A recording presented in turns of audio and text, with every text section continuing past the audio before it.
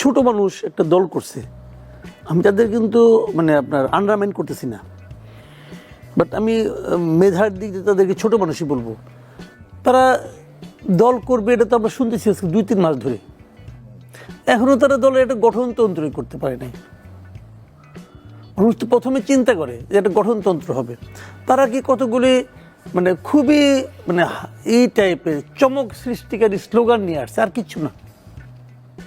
এই দলের কোনো রাজনৈতিক আদর্শ কি এটা কেউ জানে না, ওরা নিজেরাও জানে না। তারা নিজেরাও কয়েকটা শব্দ জানে, এবং এই শব্দগুলি প্রয়োগ কী, এই শব্দগুলি কী অর্থ বহন করে তাও জানে বলে আমার কাছে মনে হয় না। এবং তাদের মধ্যে কিছু কিছু আমার কাছে মনে হয়েছে যে একটা জনবিচ্ছিন্ন একটা ভাব আছে। যেমন আমি একটা এক্সাম্পল দিয়ে বলি, এখানে যারা গিয়েছে, যারা ইয়াং গিয়েছে, ওদের সঙ্গে আলাপ করে দেখেন কি বললো নাহিদ, বলবে আমরা সেকেন্ড রেভলিউশন করব,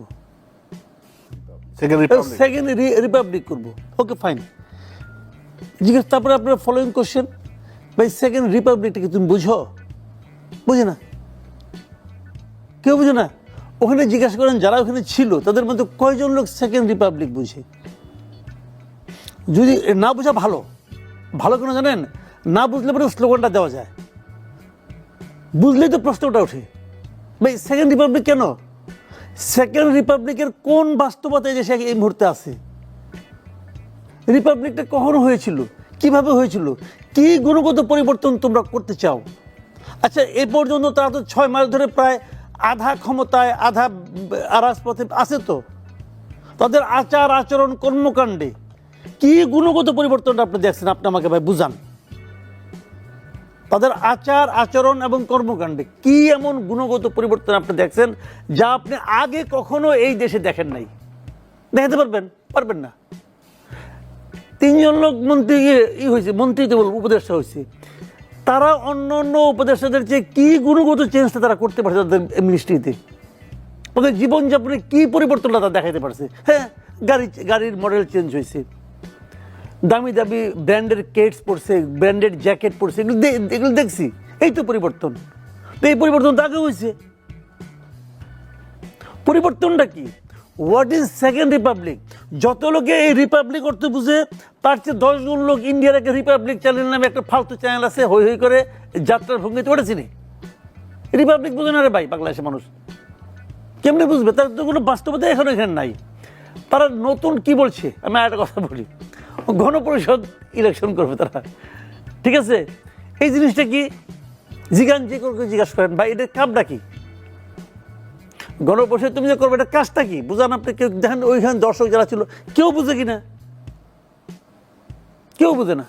তৃতীয় আরেকটা করছে নতুন জিনিস কি, ইনকিলাব জিন্দাবাদ। এই জিনিসটা কি? এই জিনিসটা কি? ইনকিলাব জিন্দাবাদের মধ্যে কি এমন আছে যা নাকি আমাদের আগে কখনো ছিল না? নতুন নতুন শব্দ আমদানি করা। ইনকিলাব নামে একটা হিন্দি একটা মুভি ছিল, অমিতাভ বচ্চন আর শ্রীদেবী অভিনয় করছিল, ওটা দেখছিলাম। ইনকিলাব, বাংলাদেশের ইনকিলাব নামে একটা পত্রিকা আছে, বাংলাদেশের মানুষ এগুলি চিনে। আর ইনকিলাব জিন্দাবাদ ইদানিং ওনাদের এক পীর সাহেব আছে বিদেশ থেকে, উনি একটা বক্তব্য দেওয়ার সময় শেষ করে ইনকিলাব জিন্দাবাদ। এই দেশ থেকে নানা রকম দুর্নীতি করে পলাইছে, আর ইনকিলাব জিন্দাবাদ করে সে। এই তো ইনকিলাব জিন্দাবাদটা কার স্লোগান বলুন তো? ইন্ডিয়ার যে কমিউনিস্ট পার্টি আছে ওদের এই স্লোগানটা ওরা দিত একসময় এই স্লোগানটা ওরা দিত। আমাদের স্বাধীনতা মানে 47-এর যে যুদ্ধ, স্বাধীনতা যুদ্ধ, সেখানে কেউ কেউ যুদ্ধ। পাকিস্তানেও এই স্লোগানটা আছে, ইন্ডিয়াতেও আছে, পাকিস্তানেও আছে। আমাদের দেশে থেকে যত লোক ইনকিলাব জিন্দাবাদ বলে তার চেয়ে অন্তপক্ষে 50 গুণ লোক ইন্ডিয়া আর পাকিস্তানে ইনকিলাব জিন্দাবাদ বলে। আবার না হিসাব বলে আমরা ভারতপন্থী হবো না, পাকিস্তানপন্থী হবো না, ভারত আর পাকিস্তান থেকে স্লোগান নিব। এই হলোটা কি? এইগুলি হলো কি জানেন? নতুন নতুন শব্দ দিয়ে আপনি চমক দিতে পারেন, বাট এদের কি মিন করে? আপনাদের উচিত ছিল কি এই শব্দগুলি সম্পর্কে এই সভাটা করার আগে হোমওয়ার্ক করা, মানুষের কাছে যাওয়া, মানুষকে বোঝানো যে কি সেকেন্ড রিপাবলিকটা কি। মাসুদ কামাল সেই সময় কি চলে গেছে? সেকেন্ড রিপাবলিক করাটা না, সামনে নিয়ে এসেছে। কোনো সময় চলে যায় না পৃথিবীতে। শুনেন, পৃথিবীতে সময় তো দিতে হবে। 1 সপ্তাহ পরে পৃথিবীতে কিয়ামত হচ্ছে না। আমি বলি না যে কিয়ামত হয়ে যাব, সময় শেষ হয়ে গেছে। সময় অনন্তকাল আছে। কিন্তু যখন আপনি একটা নতুন কিছু নিয়ে আসবেন, আগে পাবলিকের সম্বন্ধে একটা প্রস্তুতি নিতে দিবেন না। আমি ওটা বলছি, সময় চলে যায় নাই, বাকি জীবন ধরে তারা বিরোধী দলে থাকবে, এটা প্রচার করবে, অমুক করবে, তমুক করবে, কোনো সমস্যা নাই। ইলেকশনের পরে দেখবে যে বেলুন চুপ হয়ে গেছে, কোনো সমস্যা নাই, তখন আর এটা প্রচারও করতে পারবে না। প্রচারটা এখনই করা উচিত ছিল। গত কয়েকদিন তারা ফেব্রুয়ারি মাসের সেকেন্ড উইকে দল করার কথা ছিল, সেই দল করতে করতে ফেব্রুয়ারির শেষের দিন করলো, লাস্ট ডে অফ ফেব্রুয়ারি করলো। তো এই কটা দিন তারা কী করছে, খালি নেতা কে হবে এটা ঠিক করার চেষ্টা করছে, খালি নেতাটা কে হবে, এবং সেইটাও করতে যায় কম্প্রোমাইজের উপর কম্প্রোমাইজ।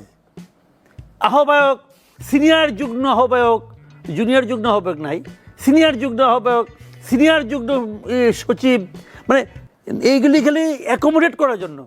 এবং তারপর যেটা দ্বারা করেছে এটা হলো গিয়ে 90% ঢাকা ইউনিভার্সিটি আর বাকিটা অন্য 9%। আমি খুশি হয়েছি, আমি ঢাকা ইউনিভার্সিটির স্টুডেন্ট ছিলাম, এক ধরনের আনন্দ পাইছি যে ঠিক আছে, এই নিয়ে একটা কোটার দিক দিয়ে আমরা এগিয়ে আসি। আবার এটা কিন্তু কোটা বিরোধী আন্দোলন করছে।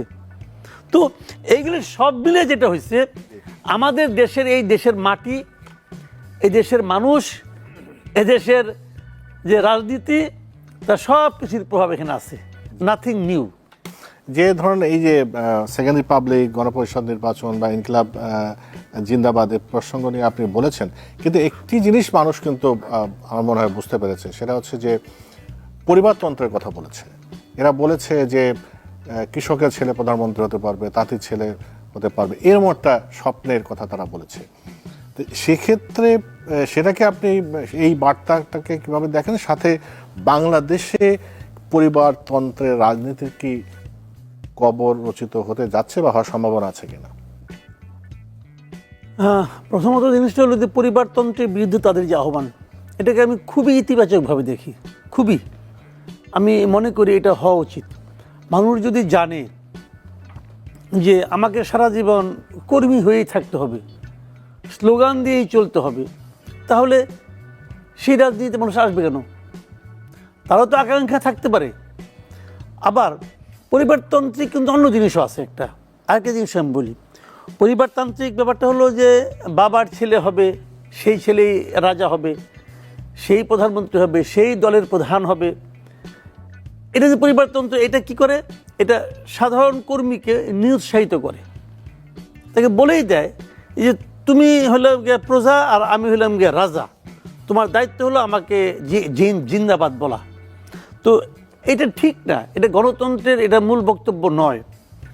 আমাদের এখানে আরেকটা পরিবারতান্ত্রিক না, কিন্তু আরেকটা এরকম একটা ঘটনা আছে। সেটা হলো গিয়া, যত দল দেখবেন আপনি, দলের যারা প্রধান হন ওনারা প্রধানের পদ ছাড়তে চান না, কেউ না। দেখেন, আমরা যখন স্টুডেন্ট ছিলাম তখন দেখতাম এই রাশেদ খান মেনন, তখন থেকে ওয়ার্কার্স পার্টি মনে হলো যে ওনার একটা প্রত্যেক সম্পত্তি আর কি পাইছে, ওটা উনি জীবনে ছাড়বে না, ওইটা নিয়ে এসে আছে। তো এই পার্টি কীভাবে সম্ভব? এবং একই জিনিস, জাসদ দিকে হাসানুল হক ইনুর প্রত্যেক সম্পত্তি হয়ে গেছিল, ব্যক্তিগত সম্পত্তিতে পরিণত হয়েছিল। তো এরা কিন্তু কেউ ছাড়ে না, ছাড়ার কোনো ইতিহাস নাই। দিনের পর দিন ইলেকশন করে, ইলেকশনে মিজারেবল রেজাল্ট করে, পথ ছাড়ে না, সেই থাকবে। আবার বিএনপিতেও একই জিনিস, আওয়ামী লীগেও একই জিনিস, সমস্ত পলিটিক্যাল পার্টিতে। খালি যেন জামাতটাতে আমি একটু চেঞ্জ দেখি, এরা আমার মনে হয় তুলনামূলকভাবে গণতান্ত্রিক। বিদেশে দেখবেন নির্বাচনে দল হারে গেছে, দলীয় প্রধানের পদ থেকে তাকে সরে যেতে হচ্ছে। ইংল্যান্ডে দেখেন আপনি। তো এটা কিন্তু এতটুকু সৌজন্যতা বোধ আমাদের দেশে নাই। আমাদের দেশে ম্যাক্সিমাম ক্ষেত্রে দলীয় প্রধান কখনো পদ ছাড়বেন না। তো এটা কিন্তু পরিবারতন্ত্রের চেয়ে খুব বেশি কিছু ভালো তাও আমি মনে করি না। তো এই ব্যাপারে ওদের যে বক্তব্যগুলি, আমি হাসনাত আবদুল্লাহ বক্তব্য শুনেছি, আমার কাছে খুবই ভালো লাগছে।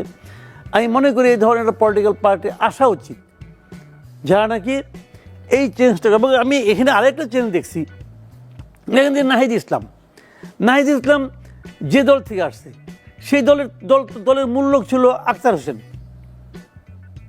তাই না? সেই তো মূল দলটা সেই করছে, এই নূরদের ওখান থেকে বেরিয়ে যে ছাত্র শক্তি, এবং সেই দলের তার সদস্য সচিব ছিল নাহিদ ইসলাম। এখন নাহিদ ইসলাম হয়ে গেছে দলের প্রধান চেহারা, এবং এটা তো আখতার হোসেন মেনেছে। আবার দেখেন নাগরিক কমিটি যেটা ছিল সেটার মূল লোক ছিল পাটোয়ারি। পাটোয়ারি যখন সিরিয়াল অনেক পিছনে পড়ে গেছে, কিন্তু পাটোয়ারি কিন্তু নতুন একটা দল করে নাই, সে ওদের সঙ্গে আছে। এই যে মেনে নেওয়ার যে মানসিকতাটা, যে সময়ের প্রয়োজনে কেউ এগিয়ে যাবে, কেউ পিছিয়ে আসবে, এবং এই এগিয়ে যাওয়াটা নিজের ব্যক্তিগত পরাজয় নয়, বরং দলের প্রয়োজনে এটা ভালো, এই যে মেনে নেওয়াটা, এই যে স্পোর্টিং অ্যাটিচিউডটা, আমি এটাকে প্রশংসা করি। খুব ভালো একটা তারা সিদ্ধান্ত নিয়েছে এবং তারা এটা ভালো কাজ করেছে। আমি মনে করি বাংলাদেশের যারা সিনিয়র পলিটিশিয়ান যারা আছেন, যারা অন্য অন্য পার্টিতে আছেন, তাদের এখান থেকে শিক্ষা নেওয়া উচিত যে এই ছোট ছোট ছেলেরা পারছে দেখাইতে, তোমরা তো পারতেছো না। তো এটা এটাকে আমি সাপোর্ট করি। যে নতুন পরিস্থিতিতে আছে, একটা অন্তর্বর্তীকালীন সরকার আছে, এখন সামনের দিকে যে নির্বাচনের কথা আমরা শুনছি, সেখানে কি প্রত্যাশা আমরা করতে পারি কিনা যে জনগণ তাদের ভোটটা দিতে পারবে? দেখেন, আমি বললাম তো, এরা আসলে হয় কি জানেন, আমি এই যে নতুন পলিটিক্যাল পার্টিটা হয়েছে না, এদের তো প্রথমে সমালোচনা করলাম, পরে প্রশংসাও করলাম। এদের মধ্যে প্রশংসার কাজ, একটা মানুষ তো শুনেন, পৃথিবীতে আপনি এমন একটা মানুষ খুঁজে বের করতে পারবেন না যার সব খারাপ, আবার এমন একটা মানুষ খুঁজে বের করতে পারবেন না যার সব ভালো। ভালো মন্দ মিলেই কিন্তু মানুষ, কাজে ভালোটাও বলতে হবে, যেটা মন্দ লাগছে সেটাও বলতে হবে। তো ইয়াংদের একটা ভালো দিকে জানেন, তারা নতুন নতুন সিদ্ধান্ত নিতে পারে, বুড়ারা পায় না, বৃদ্ধরা কোনো এক্সপেরিমেন্টে যেতে পারে না। এই ইয়াংরাই অনেক নতুন নতুন সিদ্ধান্ত নিচ্ছে, কিন্তু আমি এটাকে সাপোর্ট করি। ইলেকশন কমিশনে কতগুলি অথর্ব লোককে বসে রাখা হয়েছে, একদম অথর্ব, এবং এটা আমাদের ইলেকশন কমিশনের ফরম্যাটটা এরকম। 5 বছর 10 বছর 15 বছর আগে যারা রিটায়ারমেন্টে গেছে, যাদের নাকি আর কোনো দেওয়ার ক্ষমতা নাই বলে সরকার তাদেরকে বিদায় করে দিচ্ছে, একে রিটায়ারমেন্টে দেয় কেন? ভাই, তুমি আর কিছু এই গভর্নমেন্টকে দিতে পারবে না, অতএব বাড়ি যাও, যে ঘুমাও। সেই ঘুমন্ত লোকটা ডাইকে আইন আপনি দিয়েছেন হলো সবচেয়ে গুরুত্বপূর্ণ দায়িত্বটা। এটা হলো টোটাল যে আপনার কনসেপশন, ফিলোসফি, তার এগেনস্টে যায়। এই বৃদ্ধ লোকগুলি এখন হাসিনা আমলে যেটা করছিল, সে জাতীয় ভোটার, আচ্ছা জাতীয় ভোটার দিবস পালন করলে কি ভোটাররা খুশি হয়? জাতীয় ভোটার দিবস পালন করলে কি ভোটারদের মানে উত্তেজনা বেড়ে যায়, সম্মান বৃদ্ধি হয়? কি এক ভোটে তারা আয়োজন করতেছে, বাংলাদেশের 1 কোটি লোক বিদেশ থাকে, 1 কোটি লোক। আপনি একটা ইলেকশন করবেন, 1 কোটি লোকের মতামতের কোনো মূল্য নাই এই দেশে? তাদেরকে ভোটের মধ্যে আনতে পারছে? আজকে ভোটারের তালিকা করছে, আজকে ধরেন আজকে পর্যন্ত তালিকা করলো তারা। এটা কি মাস? ফেব্রুয়ারি মাস। যদি ইলেকশন যদি আগামী বছর ফেব্রুয়ারিতে হয়, তাহলে এই 1 বছরে যত লোক বয়স 18 হবে তারা কেউ ভোট দিতে পারবে না, তাদেরকে আরো 5 বছর ওয়েট করতে হবে। Is it A scientific system? এই চেঞ্জটা করার সাহসও নাই, যোগ্যতাও নাই, এই জ্ঞানও নাই এই অথর্বদের। এবং সরকারগুলো যারা আসে তারা এভাবেই চিন্তা করে, এর বাইরে তারা চিন্তা করতে পারে না। ডক্টর ইউনূসের পক্ষে চিন্তা করা সম্ভব না, কারণ উনিও 80-র উপরে বয়স, ওনার পারবে না। উনি একসময় ইয়াং ছিলেন, ওই সাফল্য যে আজকে একটা মাপলে হবে না। একটা আপনি 10 আর 12 যোগ করতে দিলেন, একসময় অঙ্কের লেটার পাইছিল, সে যদি এটাকে 21 বলে তাহলে হবে না অঙ্ক। বয়সের কারণে 21 বলতে পারে অনেকে। সমস্যাটা এখানে। আপনি আমাকে বলেন, তারা তো ভোটারটাই ঠিক করতে পারছে না। তাহলে আপনার পরামর্শটা কি? আমার পরামর্শ, যে সমস্যাগুলো সমাধান করতে হবে। সারা দুনিয়ার লোক ভোট দেয় না, আমেরিকার অনেক সিটিজেন বাংলাদেশ ভোট দেয় না। এরা পারবে না, তাহলে এদেরকে বাদ দিয়ে নতুন ইয়াং জেনারেশন যারা পারবে তাদেরকে আনতে হবে। আমি তো প্রবলেমগুলো দেখাই দিলাম, আপনি এই প্রবলেমগুলো তারা সলভ করুক, সলভ করে দেখাক। এদেরকে বলবে কি এখন আর সময় কোথায়, এই কদিন কি করে আঙ্গুল চুষছেন বসে বসে, পারলেন না কেন? সারা দুনিয়ার লোক বিদেশ থেকে ভোট দিচ্ছে। আজকালকার দিনে বিদেশে বসে আপনি বাংলাদেশের ব্যাংক অ্যাকাউন্ট করতে পারেন, অপারেট করতে পারেন, ভোট দিতে পারেন না কেন? ব্যবস্থা করেন না কেন? আপনি ব্যবস্থা করেন। ভাই, একজন লোকের মনে করেন তার একটা আইডি কার্ড, তার আপনি একটা ন্যাশনাল কার্ড দিচ্ছেন, আইডি কার্ড দিচ্ছেন, তো সিম্পল, যখন ভোট হবে সেই দিন যাদের বয়স 18 হবে সেই ভোট দেওয়ার যোগ্য। সিস্টেমটা ক্রিয়েট করেন, অটোমেটিক্যালি হবে সিস্টেম। হ্যাঁ, অটোমেটিক্যালি তো অটোমেটিক্যালি হবে। সে তার আইডি কার্ড নিয়ে যাবে, ওখানে পাঞ্চ করবে, পাঞ্চ করলে বলবে আপনার বয়স হয় নাই, ভোট দিতে পারবেন না। সিম্পল তো, এই কাজটা করার মতো বুদ্ধিও নাই, এটা বুঝেও না ভালো মতো কেমন কি করতে হবে।